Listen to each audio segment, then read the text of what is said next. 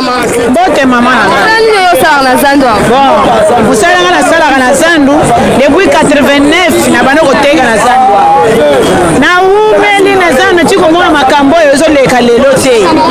Makambo yo bana toka na confirmer 4 mois 5 mois. Totika kizana balobi maladi totiki tokena bandako panda 5 mois tovande. Tovande balobi ote ngobila zo bongisa Zandu yango bakangaki. Tosali ba effort na biso na bitumba. Koyako na makasi na bitumba tango zonto bana koteka na balabala. Tolongo tokuti na Zandu akangi aziba fula chela bakwe nyonso. Mwato cha ba mesa ezate. Tokomi na balabala tokoteka na balabala. Na balabala ngoto yeto kimi na kati oto tinga ya abongisa na tawo ya lobe ko bongisa.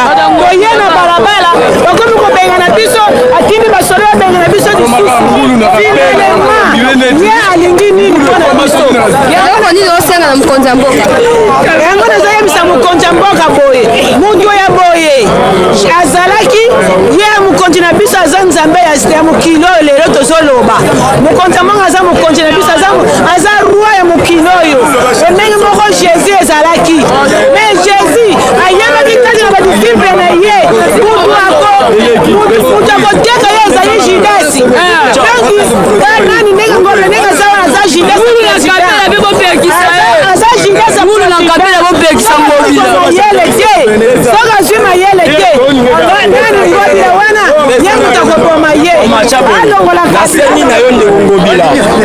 Congolais alingi yote. C'est que Penzambe na likolo alingi yote. Abombela yote ndo Kongobila. Alobaka bona mokili. Tambola malamu po bato basopela na yo. Yo tambola lokolo libanda lokolo moko na kati. Ba Congolais balingi loko yote ndo kolangai. Okangi Zandu. Bando kangaki Zandu sale lokote. Bakangaka une partie ya Zandu po baninga bateka mupanzi. Biso Kabila finga biso ba Congolais 48 tolia na mapote ba parents. Tondima yango po to koma yete to bengana ka yete. Malobana yana ti lelo zolanda na yo ponye. Oyo kanga Zandu po ba Congolais 48 ans yo kwa mana yango. Oko zo bosa ki ba mama se to lia na to du jour, to lia na mokolo wana kaka. Soko teki famille na bana le. Amen. Fika na personne solo malamu. Na pia mbote kote sana bana yo. Poza mbota suka na ndimite ozali. Fika ngula kapela monsieur. Fika ngula kapela. Juna mono. Fika aussi.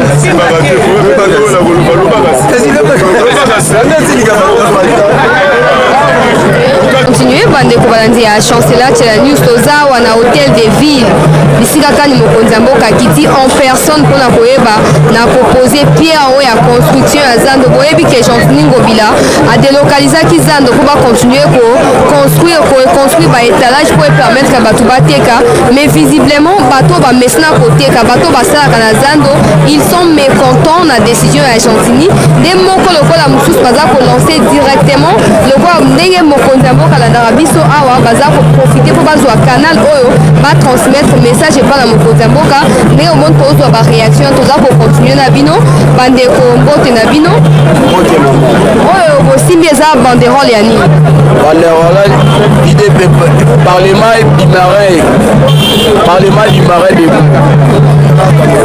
la caméra ya chancelier Tchela News oyo biso likambo oza na oya kondo mama likambo motuya eza pasi ya komona gouverneur oyo bachelaki biso na ville ya Kinshasa. Gouverneur bachelaki biso na ville ya Kinshasa atuka azalaki important te ya kosala mosala oyo bachelaki ye. Gouverneur ya ville ya Kinshasa amoni bien mboka bato bauti na confinement pendant 6 mois. Gouverneur de la ville abongisi te ekomi bakonfirme bato babima. Gouverneur ayesu kokanga ville sikoyo na ville yango akangi azobongisa nini crise eza nanu makasi ye azobakisela mpona toyina chef de l'état to kotekaka te koteka wapi tokomaka bilanga bapolisier okotanda biloko gouverneur atini bapolisier balanda bino bakotamela biloko nano tobomba na badepo tokuta yango te mwa mbongo suka defaki acha fort eza kaka kobotola tozoyeba nini bosengi na fati lokwa ye moko aza na bino eloko tokosenga nao na fati eloko na liboso gouverneur oyo aza important te fo alongola ye achange zo gouverneur mosusu akoyeba kozala susi ya peuple congolais. Bonjour maman.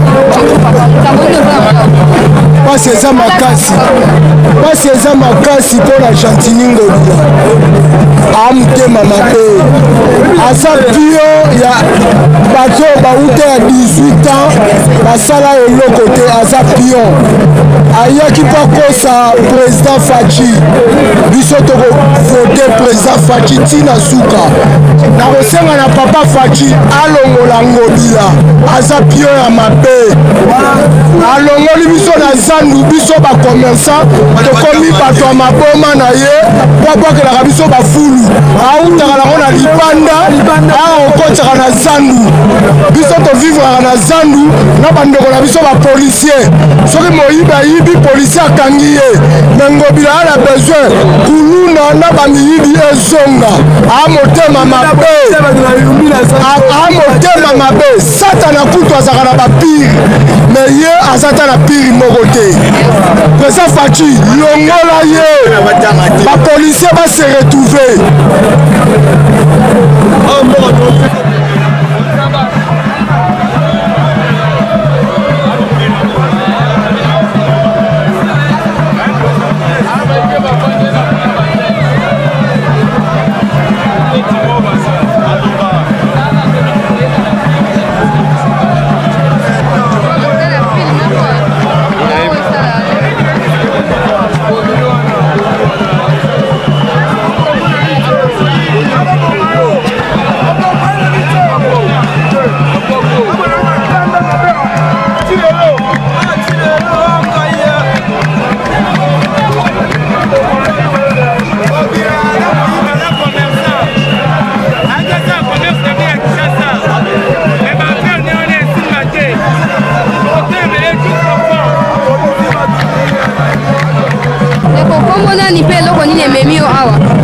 Bon, comme on a bandana, naza combattant, naza militant combattant, doyo soutenir bande comme ça.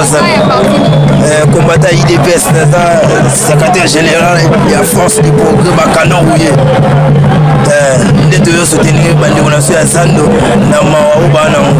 Bande comme ça Zando bazolela chaque jour kono bakezando bakangi bazodekate, mais bino matoboza na kati ya du progrès kuna tomona te bosala ta marche pour soutenir ba.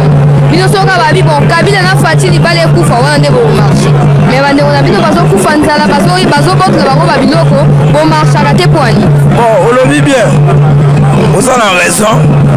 Bon biso soutien la biso pas la bango et mon ali dalelo chef de l'état et mon qui descend forcé à quoi assister na Zando et ça passe ma maman bazo piquer ba crise bazo kufa likolo ba mesa na bango be baza ba veuve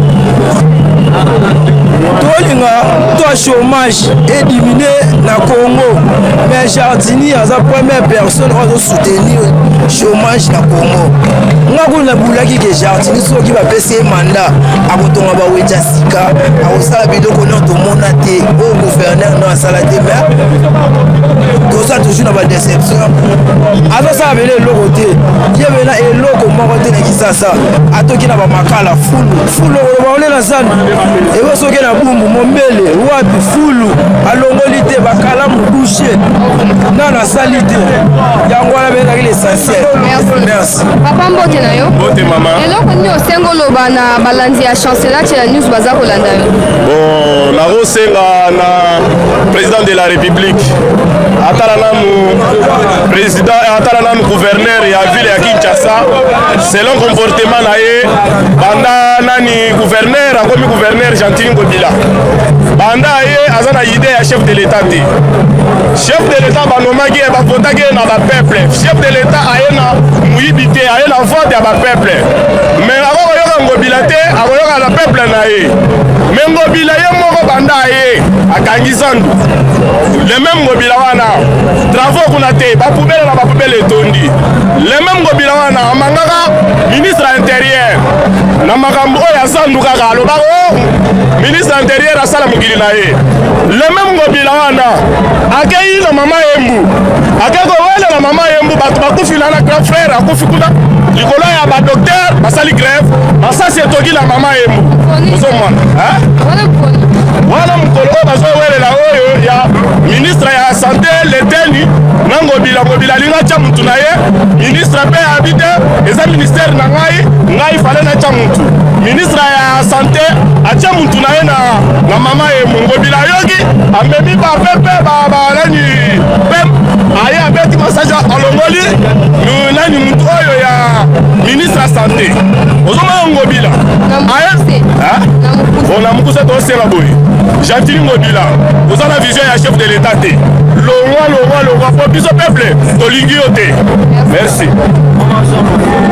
mbote na yo mbote mama oza mutu ya parti politique to mouvement citoyen nazali combattant ya force ipopepe yike na kati ya nation congolaise na Kisasa eloko nini oza nango lokwa message ya kotransmettre mpa na baye nyonso baza kolanda message oyo nakolanse na kati ya bakongolais nyonso Gentili dictateur à démocratie lelo abi dictateur c'était dictateur car c'est la première fois na moyo ezandu na moni ezandu bakoboli lelo à partir ya lobi na ba 22h si tongone na moni mwa kamwa muke wana mpo bayokaki mokonzi azoya mpona bayoki gara de la nation ya siyo na président ya union africaine na lobi na Gentili Ngobila atiki makambo yumbi aye ana Kisasa akufisi bato na zandu bamama ya bato ya veve aye na mama emu abomi bato mboka eza ya ye te bato nyonso baomerite na salaire ya mboka oyo tellement yali aza congolais te aza étranger azali mutu ya parti politiki ya bango kuna yango wana toomarche te union sacré atikela biso pouvoir mpo tomonaki bajean kimuta baleka balungola babiloko muta leka abongisama ye pardon pour la mesure de prudence atika akende wana dictateur oyo aza nango wana nakinga kati mbote mama yebisa biso na mokusi eloko oza nango lokwa message ya kotransmettre epa na bango nyonso baza kolanda yo napesi nanu merci parce que naluka occasion oyo comment on réussit à atteindre l'autorité natinda mpe message oyo naza nango premièrement lokolo eza opportunité mpo na ngai nakosadresse na gouverneur vraiment toujours regretter makasi mpo soki tosala bilan ya gouverneur Gentili Ngobila eza médiocre aza na eloko moko te ata ya malamu oyo asali biso bakinois tokofanda tobike te Ngobila asali biso boye ça c'est un de deux comment expliquer un gouverneur akoki kokende konome bato na ministère oyo ezali ya ye te otiki yo gouvernorat oke konome bato na mama yemo masasi ebeti bato bakufi na motu ya Gentili Ngobila toyebi yango bien biso soki Gentili place oyo aza wana bapesaki yango comme récompense ndenge abomaki bato na yumbi moye bakanga ye eza te soki aza na pouvoir te baokanga ye soki aza na pouvoir baokanga ye te alors lokola bapesaki ye pouvoir lokola protection Gentili azokosela biso makambo malamu te yango tosengi na Gentili alongwa toza na posa na ye te alongwa toza na regret makasi alongwa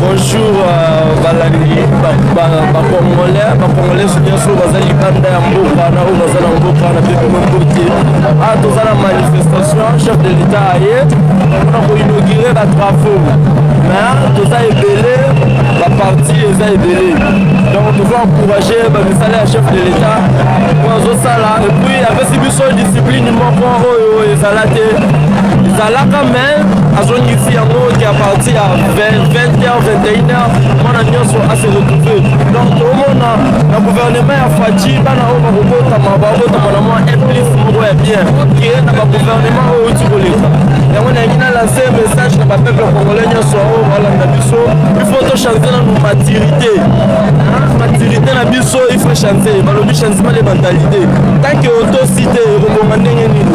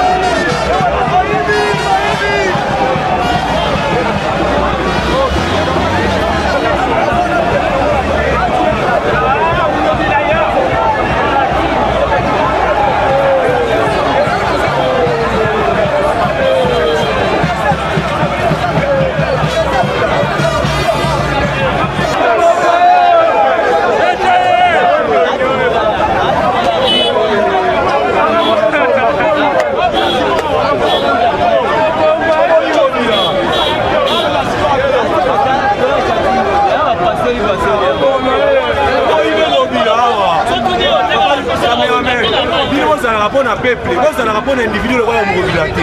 Yaka bosombaka sombaka bino na bambongo. Tozana esengo mingi parce que le gouverneur de la ville, il est démissionnaire. L'État des droits, le peuple d'abord. Nous, le peuple est congolais, en tant que le petit peuple, on est là, papa, il a vu ce qu'on va chasser les autres. Tozana est là, tous les trouver.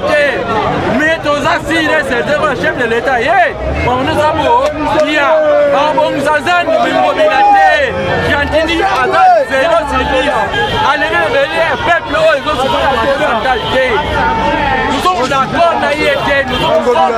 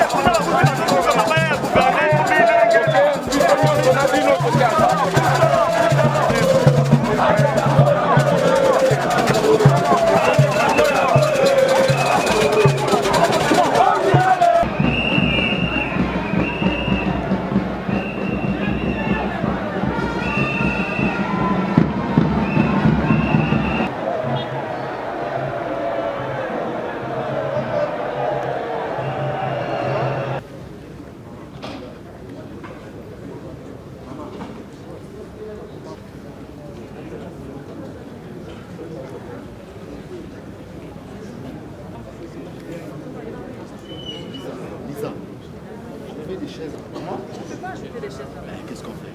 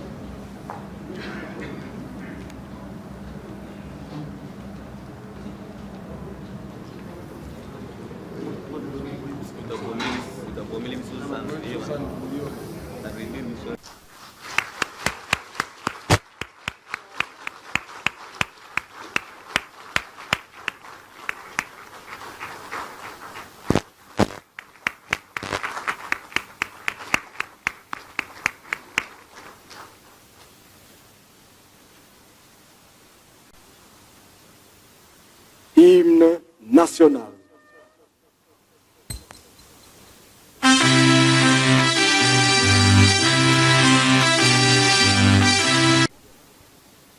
L'hôtel de ville, la ville de Kinshasa, est honoré par votre présence en ce lieu. Nous attendions ces rendez-vous depuis longtemps.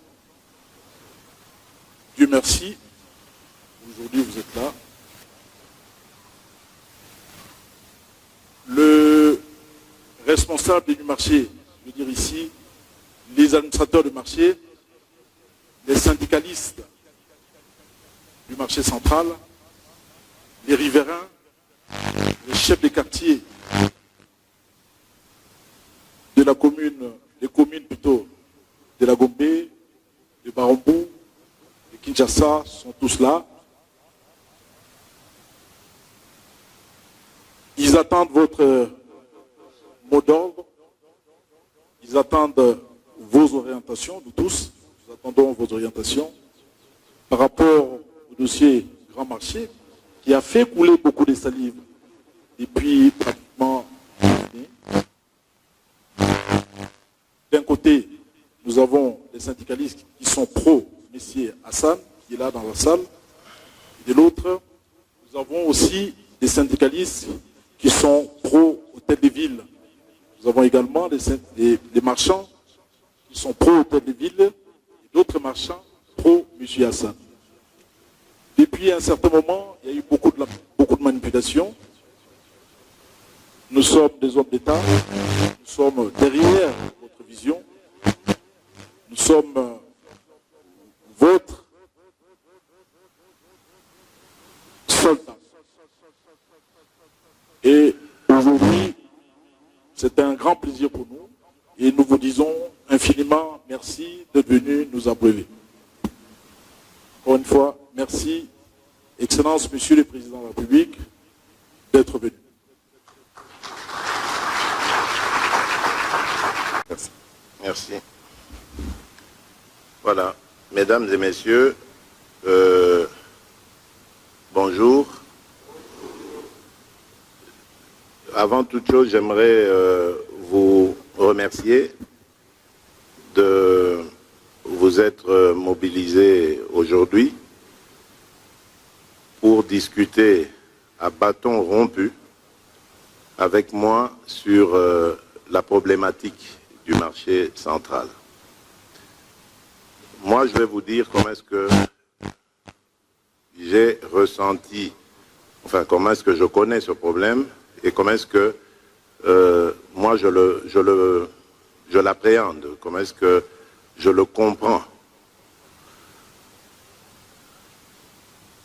J'ai au départ fait un constat, je crois que c'est le même que tous, il y aura peut-être personne dans cette salle qui dira le contraire, c'est que la place qu'occupe le marché central est immensément sale.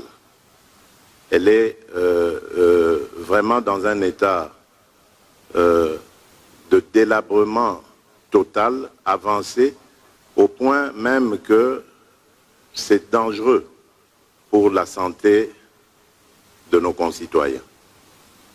Et même de tous les consommateurs, parce que c'est là qu'il y a une grande partie de produits qui sont vendus à la population, des denrées alimentaires. Et donc là, c'est très dangereux pour la santé. Donc nous sommes d'accord.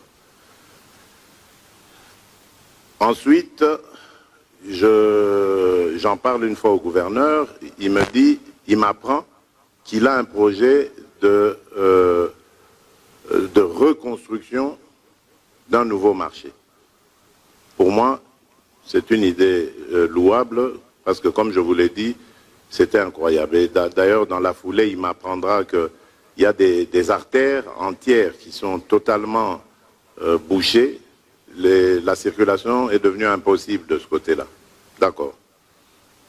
Alors, lorsqu'il prend cette décision, malheureusement, on est frappé par la Covid-19, la pandémie, qui nous oblige, selon les avis des experts, de confiner la commune de Gombe et donc aussi le marché central.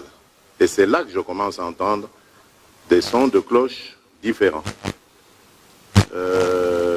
J'interpelle aussi le ministre, le VPM, ministre de l'Intérieur, pour savoir ce qui se passe, parce que j'entends des protestations qui arrivent jusqu'à moi. Je vois des images de manifestations, de rejet, etc., de rejet de la décision.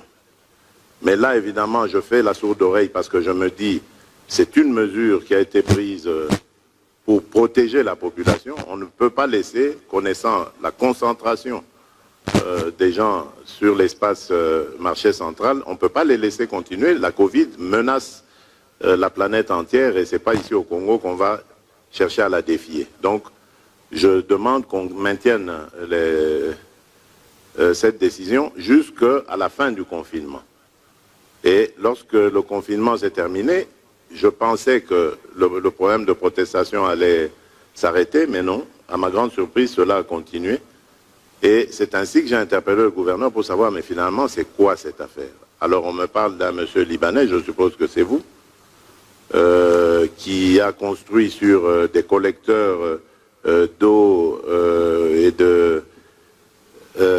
d'eau usée, et donc cela cause beaucoup de dégâts à l'environnement et empêche évidemment les gens de vivre normalement, donc comme par exemple avoir des sanitaires décents qui pourraient leur permettre de faire leurs besoins physiologiques. Et bien tout ça, ce n'est plus possible dans cet espace du marché central. Cela m'a heurté. Je me suis dit, c'est pas possible. Des êtres humains ne peuvent pas, même si c'est vrai qu'ils viennent pour travailler, etc., gagner leur vie, on ne peut pas les mettre dans cette condition-là, dans ces conditions-là. Donc il fallait faire quelque chose. Et donc j'ai envoyé mes propres collaborateurs, qui sont des anonymes, pour voir, parce que j'avais 2 sons de cloche différents, selon que j'écoutais le vice-premier ministre, ministre de l'Intérieur, ou le gouverneur. J'ai voulu me faire ma propre opinion en envoyant mes propres collaborateurs. Et c'est ainsi que j'ai décidé, après le rapport qui m'a été fait, je ne vous le dirai pas ici, parce que je veux d'abord vous entendre. J'ai décidé de vous entendre. J'espère que toutes les opinions sont ici, comme a dit le gouverneur. J'espère qu'il y a les pour la fermeture et les contre la fermeture du marché. Je veux que chacun des 2 camps s'exprime librement, sans peur de qui que ce soit ici, et qu'ils disent de manière ordonnée, sans passion, quelles sont, selon lui ou elle, les raisons positives de la fermeture et négatives de la même fermeture. Donc, après vous avoir entendu, j'aimerais entendre M. Hassan, c'est ça? Aussi, parce que vous êtes cité dans cette affaire, parce que j'ai aussi des questions à vous poser. Voilà. Alors, on m'a dit qu'il y a des syndicats ici. Ce sont les syndicats de qui, de quoi? Des administrateurs qui vous êtes syndicats de quoi? Présentez-moi un peu, oui, monsieur le gouverneur, présentez-moi ces syndicalistes-là. On se fasse en lingala. Oui, Togolobana Lingala, mais voilà. Bon, Izaki qu'on introduit, il y a le monsieur... Il parle lingala aussi. Vous parlez lingala? Oloba lingala? Bon, Tokota lingala, ça va. Bon, Thomas. Et féliciter yo pour aujourd'hui à l'Union africaine. Excellence, ce qui n'a sengi nanzela avec insistance, et zali pona komona légèreté oyo gouverneur na biso azali na kati ya ko traiter dossier oyo. Ce qui oyo ki batu nyonso bazali ko crier wana, bazali batu bazo salango à titre mercenaire. Et zali passe. Makelele nyonso zo sala wana sont des choses préparées. Batu ki ba syndicat ya solo, ba Congoli batu pote baya ko beta maboko. Likambo ezali ya excellence, même ceux qui parce que combien il y a vu à battre le gouverneur Nabiso Azali Kocha en danger. Ndonga ina solo banayo excellence. Gouverneur Nabiso gentiment kombilambaka Azali nakati ya kobutisa yo. Il faut na yebisho vérité. Ezali pona ni excellence. Yo kana yebisa yo. Nalingi ba commentaire te. Oui. Nalingi ba fait. Yo merci. Loba na uti na lobi boy. Est-ce que problème aux Ezali ya kotonga marché à Sika en attendant kotia ba vendeur quelque part na ba condition à bien pour bazonga. Loba nangai position na yo par rapport il y a marché à Sika ozokanisa nini et puis ba condition parce que avec Sodema. Ok. D'ici vendredi. D'ici vendredi au plus tard. D'accord. Oui, bien sûr. Bon. Maintenant, quand vous signez vendredi, qu'est-ce qui va se passer? Excellence. Dans combien de temps Régis peut arriver ici? Donc, surtout signer un contrat. Ingénieur Bakoya, Nango, Tokiti Malamoko na Zando. Toujours que les Zando, na ba ingénieur, Oya Biso, Obaouta France. Surtout aussi contrat, Totindi Yango, la semaine prochaine, l'équipe arrive ici automatiquement. Oui. Maintenant, et les premiers coups de pioche commencent quand? Le premier coup de pioche ne peut que commencer que quand la ville a aplani le terrain, détruit les bâtiments qui sont là. Bandeko, Boyoki Bino Nyonso, n'est-ce pas? Ngana Zozo Bino, la témoin. Nakotia commission ndenge na lobi na bino. Commission na ekozonge la bino lisusoa. Bino bokozala miso pe matoi na ngai na misalo. Donc bino mboko tinda ba alerte ou bien ba information pour na koloba que voilà situation ezokende malamu to ezokende mabe. Dans la Roselande na yokabino toute tendance confondue ne bolobien. Nazande na besoin na yoka bino bolande la misalana oya koyebisa ngai. D'accord? Dans l'entretemps, M. Hassan, je retale la makamna yope rapidement. Soki esengeli ke o déplacer, au koloba place nini ou bien l'activité nini okolinga ko s'investir, mais nazando susuke.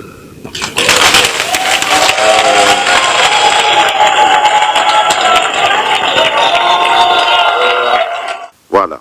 Merci. Tokomona Mbalasima, Nkolo Abatela Bino.